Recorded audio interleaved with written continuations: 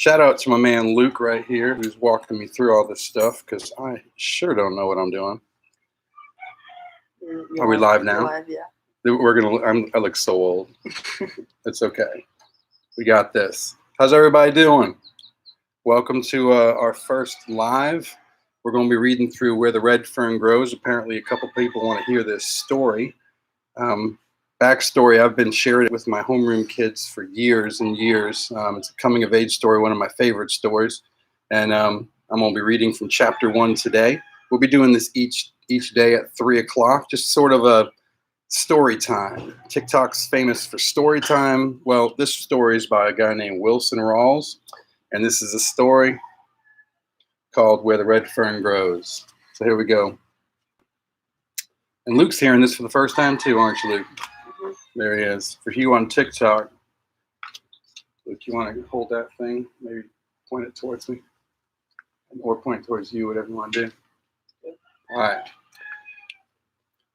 When I left my office that beautiful spring day, I had no idea what was in store for me. To begin with, everything was too perfect for anything unusual to happen. It was one of those days when a man feels good, feels like speaking to his neighbor, is glad to live in a country like ours, and proud of his government. You know what I mean?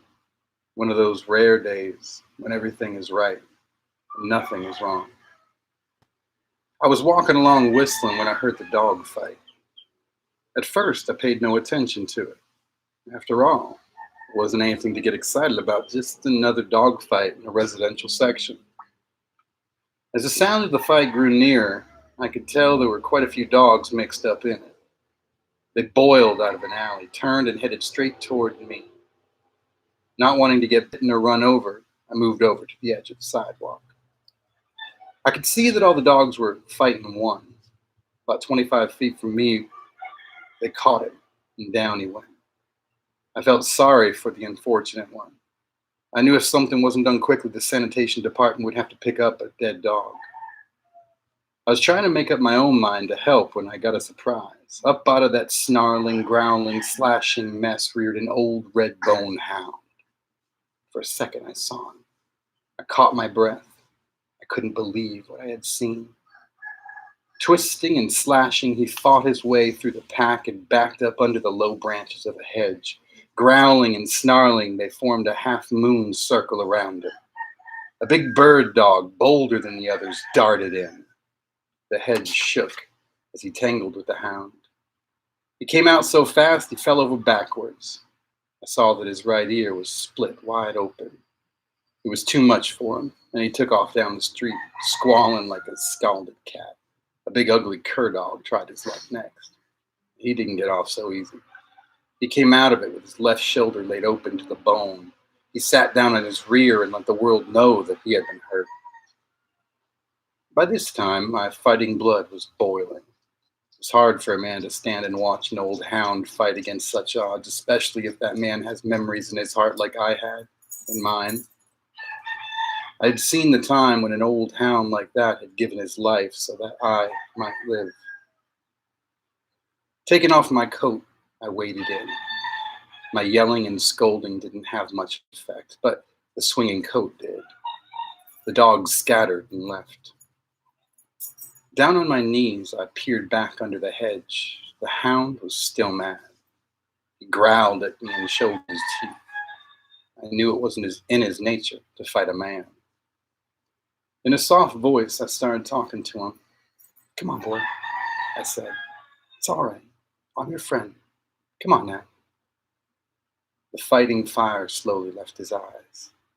He bowed his head and his long red tail started thumping on the ground. I kept coaxing. On his stomach, an inch at a time, he came to me and laid his head. I almost cried at what I saw. His coat was dirty and mud-caked. His skin was stretched drum-tight over his bony frame. The knotty joints of his hips and shoulders stood out a good 3 inches from his body. I could tell he was starved. I couldn't figure it out. He didn't belong in town. He was far out of place with the boxers and poodles and bird dogs and other breeds of town dogs. He belonged in the country. He was a hunting hound. I raised one of his paws. There, I read the story. The pads were worn down slick as the rind of an apple. I knew he'd come a long way, and no doubt had a long way to go. Around his neck was a crude collar. On closer inspection, I saw it had been made from a piece of check-line leather. 2 holes had been punched at each end, and the ends were laced together with baling wire. As I turned the collar with my finger, I saw something else. There, scratched deep in the tough collar, was the name Buddy. I guessed that the crude, scribbled letters had probably been written by a little boy. It's strange indeed how memories can lie dormant in a man's mind for so many years. And yet those memories can be awakened and brought forth fresh and new just by something you've seen or something you've heard or the sight of an old familiar face.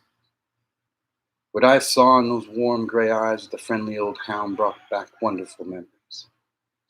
To show my gratitude, I took hold of his collar and said, "Come on, boy, let's go home, get something to eat." He seemed to understand that he had found a friend. He came willingly. I gave him a bath and rubbed all the soreness from his muscles. He drank quarts of warm milk and ate all the meat I had in the house. I hurried down to the store and bought more. He ate until he was satisfied. He slept all that night and most of the next day. Late in the afternoon, he grew restless. I told him I understood, and as soon as it was dark, he could be on his way. I figured he had a much better chance if he left town at night. That evening, a little after sundown, I opened the back gate. He walked out, stopped, turned around, and looked at me.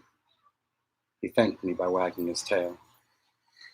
With tears in my eyes, I said, "You're more than welcome, old fellow. In fact, you could have stayed here as long as you wanted to." He whined and licked my hand. I was wondering which way he would go. With one final whimper, he turned and headed east. I couldn't help smiling as I watched him trot down the alley. I noticed the way his hindquarters shifted over to the right, and never in line with the front, yet always in perfect rhythm. His long ears flopped up and down, keeping time with the jogging motion of his body. Yes, they were all there, the unmistakable marks of a hunting hound. Where the alley emptied into the street, he stopped and looked back. I waved my hand. As I watched him disappear in the twilight shadows, I whispered these words: "Goodbye, old fellow. Good luck and good hunting." I didn't have to let him go. I could have kept him in my backyard, but to pen up a dog like that is a sin. It would have broken his heart. The will to live would have slowly left his body. I had no idea where he had come from or where he was going. Perhaps it wasn't too far, or maybe it was a long, long way. I tried to make myself believe that his home was in the Ozark Mountains, somewhere in Missouri or Oklahoma. It wasn't impossible, even though it was a long way from the Snake River Valley in Idaho. I figured something drastic must have happened in his life, as it is very unusual for a hound to be traveling all alone. Perhaps he'd been stolen, or maybe he'd been sold for some much-needed money. Whatever it was that had interrupted his life, he was trying to straighten it out. He was going home to the master he loved, and with the help of God, he'd make it. To him, it made no difference how long the road or how rough or rocky. His old red feet would keep jogging along, on, mile after mile. There would be no crying, no giving up. When his feet grew tired and weary, he'd curl up in the woods and rest. Water from a rain puddle or a mountain stream would quench his thirst and cool his hot, dry throat. Food found along the highway or the offerings from a friendly hand would ease the pangs of hunger. And through the rains, the snow, or the desert heat, he would jog along, never looking back. And some morning, he would be found, curled up in the front porch. The long journey would be over. He'd be home. There would be a lot of tail wagging and a few whimpering cries. His warm, moist tongue would caress the hand of his master. All would be forgiven. Once again, the lights would shine in his dog's world. His heart would be happy. After my friend had disappeared in the darkness, I stood and stared at the empty alley. A strange feeling came over me. At first, I thought I was lonely or sad, but I realized that wasn't it at all. The feeling was a wonderful one.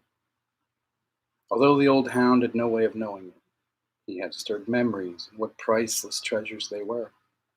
Memories of my boyhood days, an old Casey baking powder can and two little red hounds. Memories of a wonderful love, unselfish devotion, and death in its saddest form. As I turned to enter my yard, I started to lock the gate, and then I thought, no, I'll leave it open. He might come back. I was about halfway to the house when a cool breeze drifted down from the rugged Tetons. It had a bite in it, and goose pimples jumped out on my skin. I stopped at the woodshed and picked up several sticks of wood. I didn't turn on any lights on entering the house. The dark, quiet atmosphere was a perfect setting for the mood I was in. I built a fire in the fireplace and pulled up my favorite rock. As I sat there in the silence, the fire grew larger. It crackled and popped.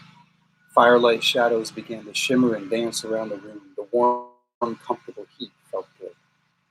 I struck a match to light my pipe, and as I did, two beautiful cups gleamed from the mantel. I held the match up so I could get a better look. And there they were, sitting side by side. One was large, with long, upright handles that stood out like wings on a morning dove. The highly polished surface gleamed and glistened with a golden sheen. The other was smaller, made of silver. It was neat and trim and sparkled like a white star in the heavens. I got up and took them down. There was a story in those cups, a story that went back more than half a century. As I caressed the smooth surfaces, my mind drifted back through the years, back to my boyhood days. How wonderful the memories were. Piece by piece, the story unfolded. And that is chapter 1. So, thanks so much for joining me. Luke, if you can turn that off right there. Ben typed in chat. Appreciate you all. What? Look at Ben's comment. I'm supposed to watch a comment. Luke. Oh, that's so sweet. All right, y'all. Thanks for humoring us. I hope you enjoyed the story. Luke's going to figure out how to upload this on YouTube. You can go to